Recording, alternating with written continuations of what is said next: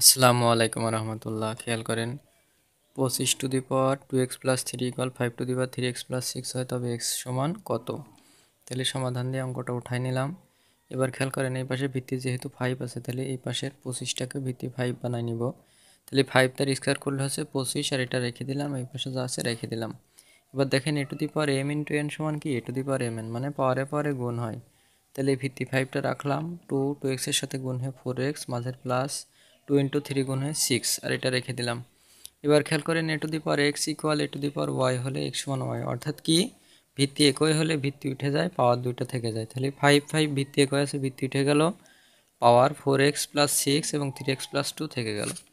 এবার 4x 3x plus এই পাশে এসে মাইনাস, আর এই প্লাস 6 ওই পাশে যে মাইনাস, তাহলে 4 থেকে 3 বাদ দিলে 4x থেকে 3x বাদ দিলে x, আর 6 থেকে 6 বাদ দিলে শূন্য। তো অঙ্কটা হয়ে গেছে। সকলকে ধন্যবাদ। আসসালামু আলাইকুম।